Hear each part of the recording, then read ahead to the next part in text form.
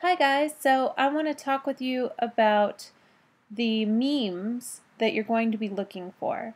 So what I am most interested in is finding a meme that has some sort of humorous intent. So for example, this was just recently posted by WRTG, and it's an image of what appears to be a crocodile with a croc shoe in its mouth and the word cannibalism at the top. So there are several components to the visual image of the meme itself. So you would be spending part of your paper describing this actual image and the effect that it has. So there are a couple things that the viewer needs to understand in order to get what's going on here, right? You need to recognize this shoe as a croc shoe and understand the irony that a croc is eating a croc in order to find the caption cannibalism funny. Now, another layer is that the poster, Mr. Takei, said, "From a fan, this crocs me up."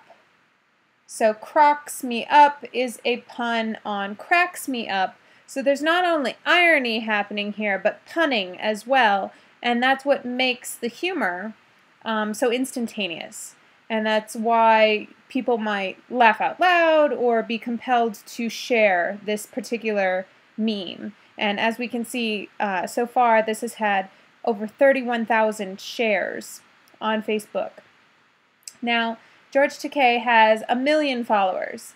And so when people find stuff on his wall that they find entertaining, they often decide to comment on it. So the second part of what you're going to be analyzing is the spontaneous conversation that breaks out between millions of people, thousands of people rather, who are followers of Mr. Takei. So here you can start to see some of the most popular comments, popular ranked by the number of likes the individual comment has received. And in order to start analyzing these conversations, you can click on the replies and see, because people can reply to specific comments, it really does enable a kind of dialogue to occur between strangers. So the example that I'm going to show is this one where Bob Gittins says, "That looks photo-crocked." Again, we see more punning happening, right? Punning on the word photoshopped. So lots of people found this was funny, and a couple of people decided to respond. So looking at these responses now, we have a variety of different responses.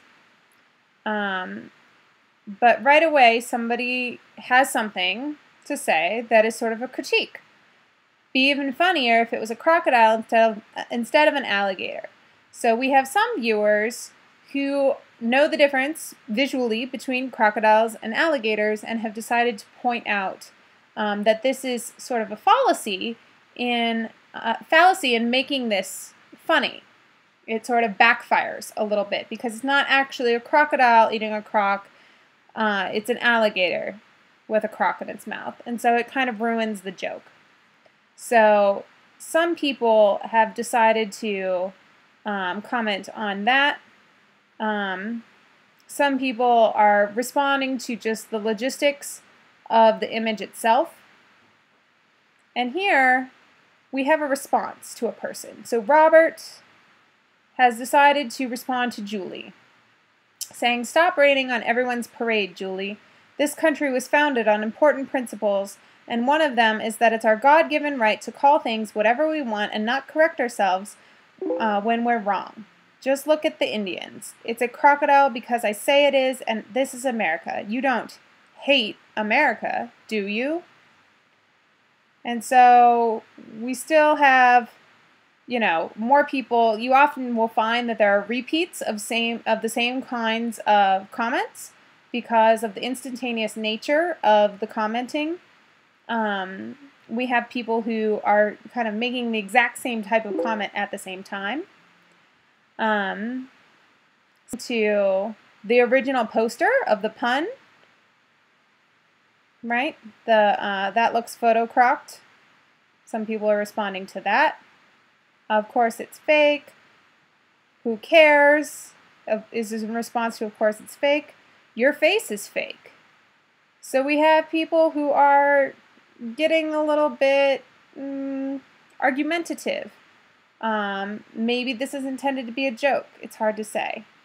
And then we have someone who's responding to Robert. Uh-oh, Robert is start another commie hunt? Cold War is over, bro. Robert responds, Jay, that's the type of thing a red like you would say. Then we have some people who are just sort of not part of that conversation. And then we have some people who are entering that conversation. Robert, just exactly what did you mean by that remark about Native Americans, although you used the term Indians? Kyle responds to Sherry, reread the comments again, it's a pretty simple joke. Right? So this kind of thing happens all of the time with memes, that people will see something happening and not only engage with the meme itself and the humor and the message or whatever it is the meme is trying to convey, but they will engage with each other in ways that often fit with an online dishibitionism. So looking at online dishibition theory, you can kind of use that as a tool to read into exactly what it is these people are doing. It's unique on Facebook because most of the time we have people's actual real names. People who are breaking into fights on George Takei's page can go to each other's Facebook pages. And they can block each other or friend each other as they like, but this serves as a hub for people to begin to communicate. And it's very interesting to look at the nature of the kinds of communications that occur. So part of what your paper is going to do is to analyze the meme itself, what's going on visually, how is it affecting a communicative message.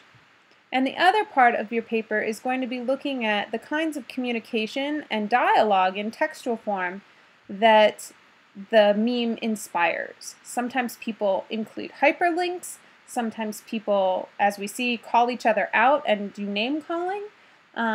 Sometimes people respond to each other in warm ways, in friendly ways.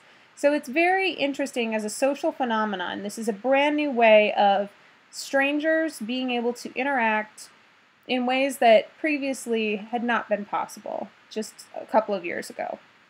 So I would like you to speculate about the nature of this kind of communication. What does this suggest? What does it mean for how people are going to continue communicating in the future as internet usage is becoming more and more prevalent? So that's sort of like the deeper message of what I want you to be thinking about as you engage in your writing for this week. So if you have any questions, let me know. But as you begin blogging this week, we're going to be looking at some of these memes and just diving right in. So I hope you guys have fun.